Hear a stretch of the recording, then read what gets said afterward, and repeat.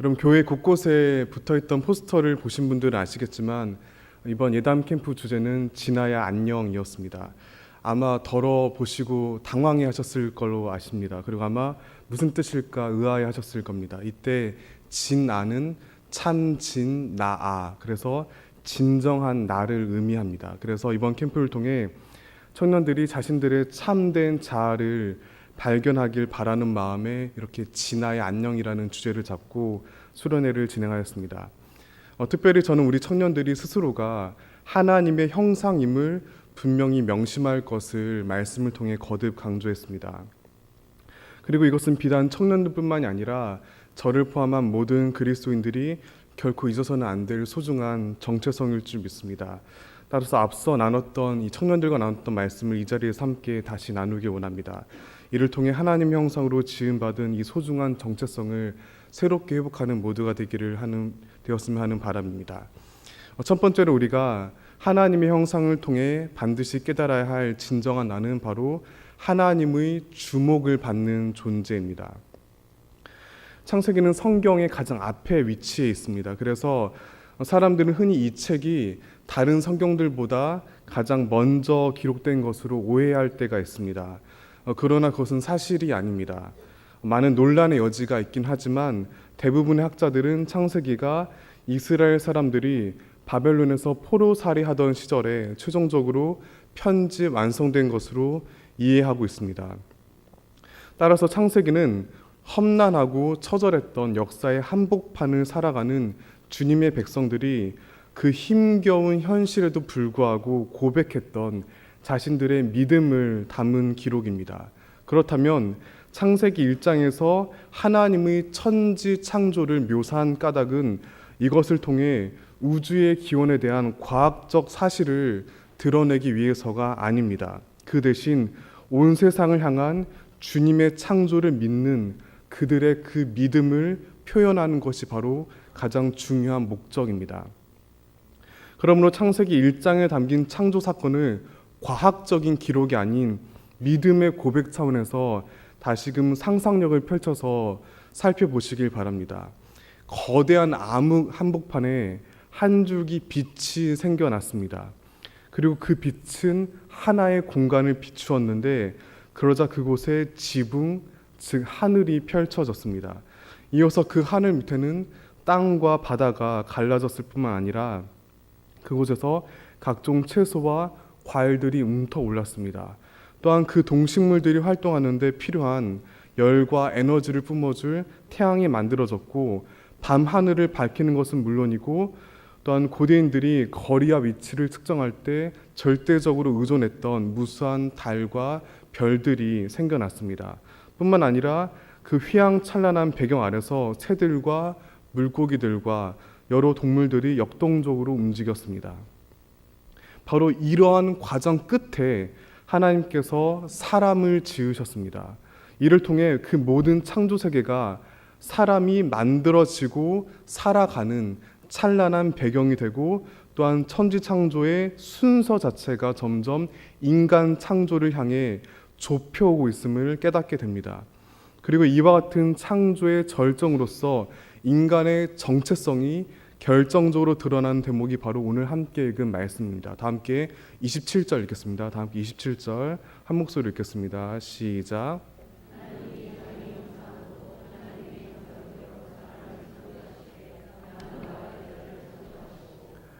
주님께서는 사람을 그저 평범한 존재로 창조하지 않으셨습니다.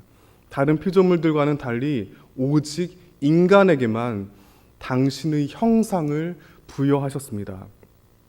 그리고 이것이 너무나 중요하기 때문에 이 형상이란 말이 무려 26절과 7절에 3번이나 반복해서 등장하고 있습니다. 따라서 우리는 이와 같은 사실을 통해 천지 창조 가운데 인간은 하나님의 형상대로 거룩하고 찬란하게 다른 피조물들과 구별되어 만들어졌음을 분명히 확인하게 됩니다.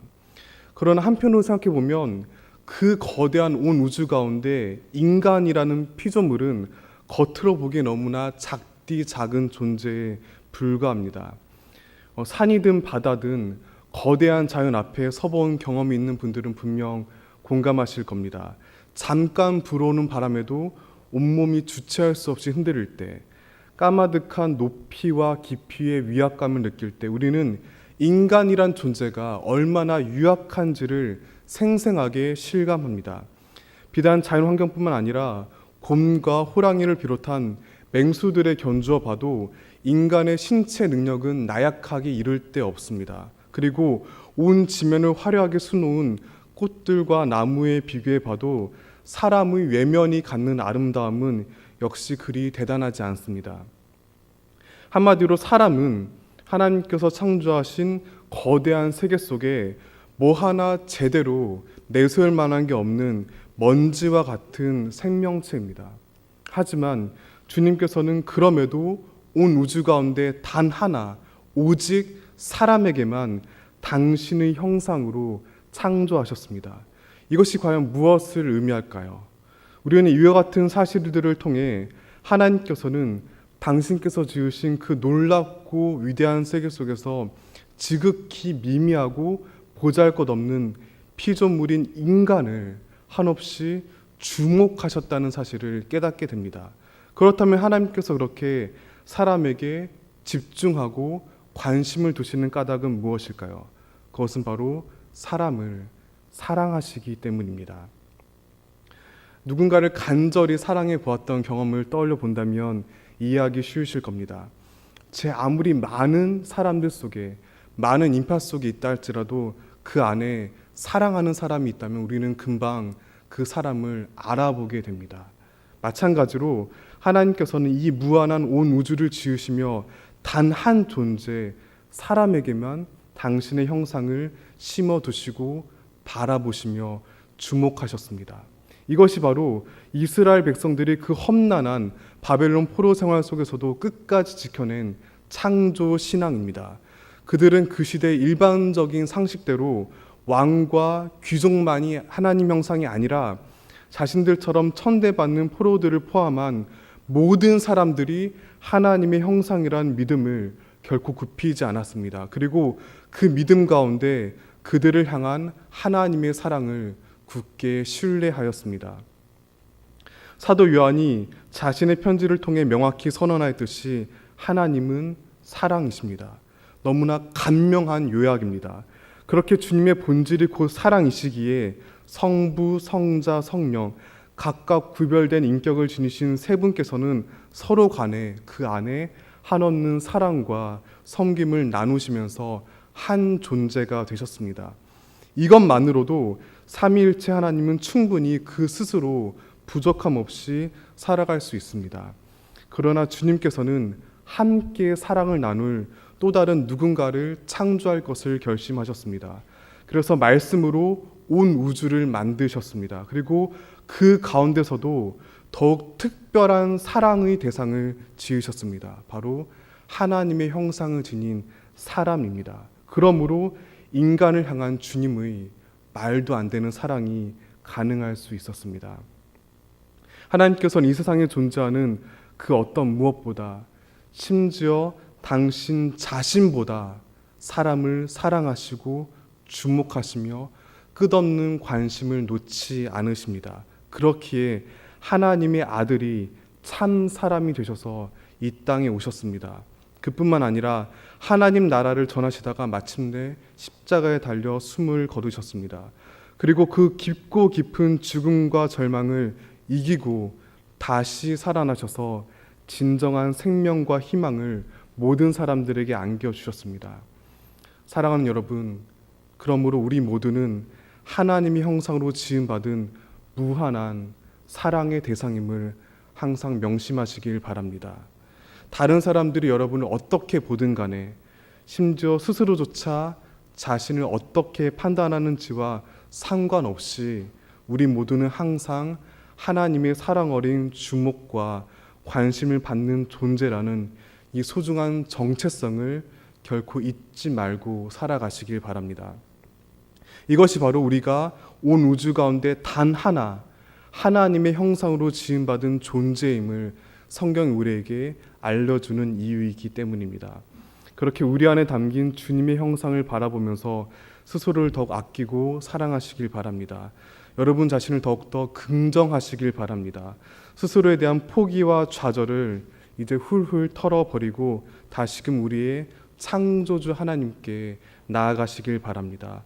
그 하나님께서 지금 이 순간도 우리를 결국 포기하지 않으시고 끌어안으시기 때문입니다.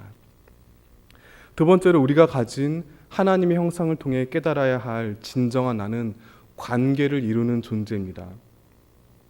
앞서 살펴보았듯이 우리는 하나님의 형상으로 지음받았습니다. 그렇다면 이러한 하나님의 형상이 성경 본문 안에서 구체적으로 무엇을 가리키는지 살펴볼 필요가 있습니다. 우리 다시 한번 본문 27절 다 함께 읽겠습니다. 시작. 하나님이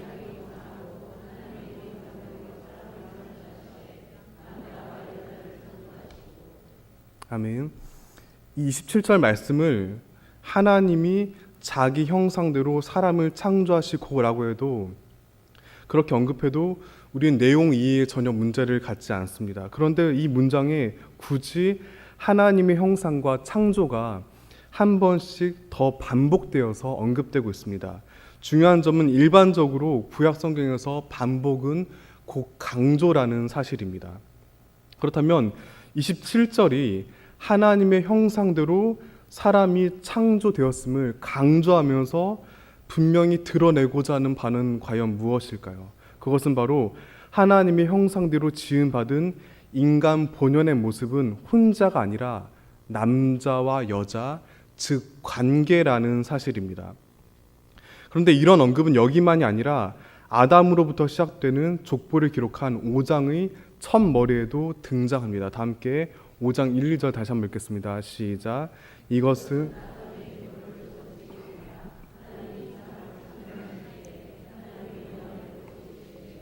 남자와 여자를 창조하셨고 하나님이 그들에게 복을 주시고 그들의 이름을 사람이라 일컬으셨더라. 이와 같은 창세기 말씀을 통해 우리가 하나님의 형상이라는 정체성을 이해하기 위해서는 우선 각자에게 주어진 관계를 곰곰이 생각해 볼 필요가 있음을 깨닫게 됩니다. 본문에 따르면 주님께서는 사람들로 하여금 관계를 이루게 하시려 당신의 형상대로 지으셨기 때문입니다. 창세기 2장 18절에 주님께서 사람이 혼자 사는 것이 좋지 않다고 말씀하신 까닭도 바로 여기에 있습니다. 물론 여기서 남자와 여자를 창조하셨다는 것은 직접적으로는 아담과 하와와 같은 부부 관계를 가리킵니다. 그래서 어쩌면 결혼하지 않는다면 하나님의 형상이 아닌 것일까 하는 의문을 가질 수도 있습니다. 하지만 창세기가 기록될 때와 지금 우리가 살아가는 사회의 세계관은 전혀 다르다는 것을 유념해야 합니다. 오늘날을 옛날과 비교해보면 결혼 제도와 가족의 구성이 완전히 바뀌었습니다. 그래서 안일 밀자에 있어서 미혼이 아니라 비혼, 안일비를 쓰는 경우도 꽤 있습니다. 그러므로 우리는 본문에서 남자와 여자를 창조하셨다는 의미를 이해할 때 단순히 결혼을 넘어서 남녀 사이의 다름을 주목해야 합니다. 예를 들자면 제가 여러분 다 아시다시피 구약 성경은 히브리어로 기록되어 있습니다.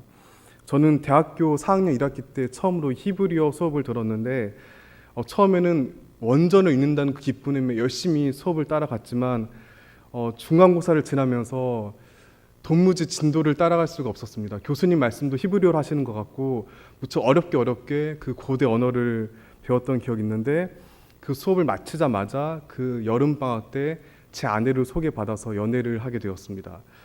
저희 거의 첫 연애나 마찬가지였는데 처음으로 여자라는 존재와 연애를 하면서 새삼 깨달았던 것은 여자들의 말은 히브리어보다 어렵구나라는 것을 깨달았습니다. 분명히 같은 한국말인데 이거 어떻게 이해될까 헷갈렸던 적이 많았습니다. 오해하지 마시기 바랍니다. 당연히 제가 여성 비하를 말씀드린 것이 아니라 반대로 우리 권사님 집사님도 남편 말 이해할 때는 때 많죠. 그만큼 남자와 여자는 다르다는 것을 우리는 분명히 깨닫게 될 것입니다. 이렇게 우리는 결혼뿐만 아니라 형제 가운데서도 또한 또 직장에서도 학교에서도 많은 사람들 사이에 다름을 깨달을 때가 많습니다. 그래서 많은 이질감을 깨닫고 그 이질감 때문에 서로 불필요하게 오해하고 상처를 주고받는 경우가 많습니다. 그렇다면 하나님께서 당신의 형상으로 사람을 창조하시면서 한 종류로만 만들지 않으시고 굳이 극명하게 다른 남자와 여자 이렇게 둘로 지으신 까닭은 분명합니다. 서로가 확연히 다른 사람들끼리 서로의 경계를 넘어서 아름다운 관계를 쌓아가는 것, 그렇게 서로를 아끼고 섬기는 것이 바로 하나님의 본질인 사랑과 맞닿아 있고, 이것을 드러내기 위해 당신의 형상으로 사람을 창조하셨기 때문입니다. 하지만 안타깝게도 우리는 살아가면서 수많은 관계 문제에 부딪히게 됩니다. 얼마 전에 라디오로 하나 사연을 들었는데, 고부간의 갈등으로 괴로움을 겪는 30대 중반 며느리 이야기였습니다. 여기까지 들으셔도 이렇게 답답하시죠? 사연이 뭐였냐면, 이 일반적인 가정처럼 이제 시어머니가 아들을 과하게 사랑해서 그 며느리를 질투하는 문제가 아니라 이분이 너무 이기적이라는 이유였습니다. 그러니까 이 아들이 어려운 회사 사정으로 부득이하게 밤늦게까지 12시 넘어서 돌아와도 아들한테 용돈을 100만 원 넘게 달라고 이렇게 떼쓸 때도 있었고, 끔찍했던 것은 손녀에게 하는 행동인데 며느리가 맞벌이하기 때문에 부득이 그 3살짜리 딸을 할머니가 돌보게 되었습니다. 물론 그것이 쉬운 일은 아니지만 많이 생색을 냈었는데, 그중 하나가 이 며느리가 부득이 퇴근이 늦을 때마다 시어머니가 너는 자기 딸을 사랑하지 않는다고 꾸지람을 했습니다. 가장 소름 끼치는 것은 시어머니가 듣는 앞에서 대놓고 옹알이하는 손녀에게 시어머니가 이렇게 얘기하는데, 넌 참 불쌍하다. 엄마한테 사랑도 못 받아서. 넌 커서 엄마 닮지 말아라. 그럼 어떠십니까? 그러니까 얘기만 들어도 피가 거꾸로 솟지 않으십니까? 근데 충격적인 사실은 이 시어머니가 그를 아주 열심히 다닌다는 사실입니다. 물론 저는 그분의 신앙을 함부로 평가할 수도 없고 그럴 자격도 없습니다. 하지만 분명한 사실은 가장 가까이 있는 이들에게 씻을 수 없는 모욕과 상처를 안기는 것은 그들에게 주어진 하나님의 형상을 모독하는 죄라는 것입니다. 뿐만 아니라 관계를 통해 하나님의 형상을 완성시키라는 주님의 깊은 뜻에서 멀어지는 일입니다. 따라서 그리스도인들이 신앙을 성수시키기 위해 가장 중요한 덕목은 바로 공감 능력입니다. 이것은 거창한 것이 아니라 우는 자들과 함께 울고 웃는 자들과 함께 웃는 것입니다. 미안한 걸 미안한 줄 알고 고마운 걸 고마워할 줄 아는 것입니다. 이것을 너무나 상식적이고 당연한 일로 생각하기 쉽지만 사실 그렇지 않은 경우가 많다는 것을 우리는 쉽게 승화할 수 있을 것입니다. 심지어 그리스도인들 중에도 적지 않다는 것을 우리는 인정하게 됩니다. 그러므로 예수님께서 전하신 하나님 나라는 공감의 눈길과 손길로 가득한 공동체임을 반드시 명심해야 합니다. 그렇기 때문에 말씀과 기도 가운데 진정한 나를 찾아가며 우리 안에 참된 관계를 회복하길 바랍니다. 특별히 우리 부산진 신앙 공동체가 서로가 서로에게 진심 어린 내면을 비추어주는 맑은 거울이 되었으면 합니다. 그래 각자 지닌 소중한 하나님의 형상을 올바로 찾아가는 여정에 격려와 응원을 아끼지 않은 소중한 동역자가 서로가 되었으면 좋겠습니다. 이것이 바로 온 우주 가운데 단 하나 사람에게만 하나님의 형상으로 창조하시며 남자와 여자로 지으신 주님의 깊은 뜻을 따르는 길입니다. 그리고 이것이 바로 예수님께서 몸소 참 사람으로 이 땅에 오셔서 사람다운 삶을 살아가신 이유입니다. 그 주님을 본받아 진정한 나, 진정한 공동체를 이루는 우리 모두가 되기를 마음 깊이 바라며 소망합니다.